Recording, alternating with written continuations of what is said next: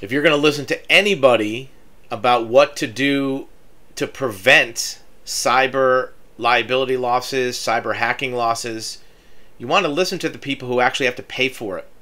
And that's the insurance industry. There are a lot of experts about cyber defense and IT people and tech people who have theories about how to prevent cybersecurity losses or cyber insurance losses.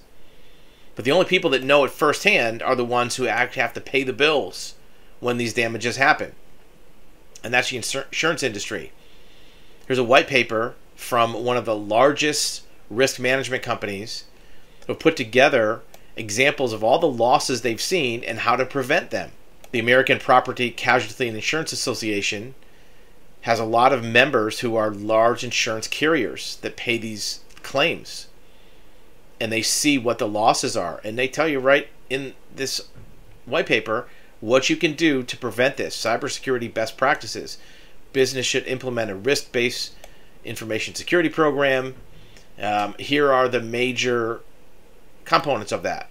Multi-factor authentication. What that means is, when you log in and it sends you a text message to make sure that you have a code to log in. That prevents a hacker from logging in directly to your account. Number 2 is backup management, making sure that anything that's critical, you have another copy of. And that means things like data, but also apps, programs, because if you store all your data somewhere else, but your programs are corrupted, what's it going to be like to reinstall all of your software? Your management software, your operational software. If you're a manufacturer, all your CAD, CAM, and digital manufacturing software.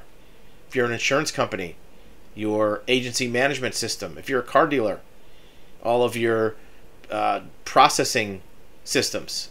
So you want to back up everything. And if you have intellectual property, patents, trademarks, customer information, you want to have that all somewhere else, including financial information such as accounts receivable. One of the biggest losses we see for clients is your accounts receivable is erased and you don't know who owes you money. Think about how much you have sitting out in AR right now.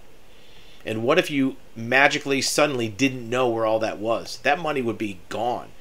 Your vendors, or I should say your clients, aren't going to come forward and say, hey, where do I send my money? They're probably going to let sleeping dogs lie if you don't send them a bill. What else? What about passwords? Yeah, you should get rid of all default passwords, have it changed regularly. It's inconvenient to have your employees have to change their passwords, but it's a good way to keep from getting hacked. You don't want them writing them down on a sticky note on their desk either. What about patches? Well, patches are updates to programs that block known hacks. So every piece of software you have, most medium to large businesses have dozens, if not hundreds, of different pieces of software that you use every day. Browsers, logins, management programs, apps. Every single one of those have regular patches so that if there is a breach, if there is a discovered backdoor to this software, the provider will put out patches on a regular basis. And so you get those notices on your machine. Hey, we want to upgrade your software. We want to put a new update, new version. Take advantage of those because that's going to be what blocks most hacks from getting to your system. What about testing? Well, this is a little more advanced, but it can be done pretty easily. Have an employee try to get in to a system they're not supposed to with permission to make sure that you perform periodically and make updates to prevent them. This also goes along with training. Make sure all your employees have awareness of where these hacks come from. Look, if you get an email from somebody on LinkedIn pretending to be the CEO of the company, don't send them this file. Don't give them access.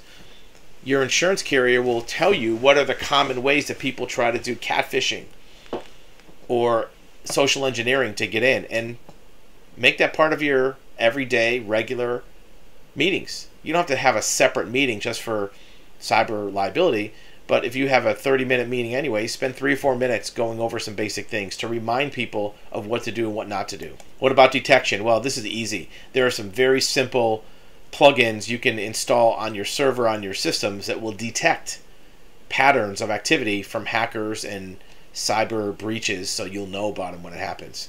And then also break up your network. Have firewalls so that one section is for customer information, one section is for financial accounting information, one section is for management. That way you don't have somebody who's supposed to only be able to get into the consumer side, like on your website, and put in information, be able to get into your accounting. Have them detach from one another so that access is only given to where it's supposed to go. What about third-party risk? Well, your system probably ties into vendors, clients, banks, accountants on an everyday basis and exchanges information. That's convenient. That allows your clients to get information about their accounts. It allows your vendors to be able to provide services and billing to you. But you want to make sure that you know what their risk protection is. You want to get their best practices to know if you're at risk from an outside party connecting to your system. The other ones are a little more obscure. Data map are a little more kind of obscure. Data mapping, knowing where all your data is, having a map of your system. It is helpful, though, for somebody to have a visual breakdown of where all your facilities are. Your data centers, your headquarters, where all the networks are. Even things like your hubs and your servers. Most companies have more routers in their company than they realize. You may have Wi-Fi routers, you may have wired routers. Having a map of all those is important because all it takes is one of those to be breached for an outsider to get into your network. And if you know where all of them are, you can take an inventory of them and have a census where you update those with patches, or if one is breached, you know which one to replace. So this is a really good overview of what the best practices are for any company. You don't have to pay anybody to do this for you. You could do it all yourself.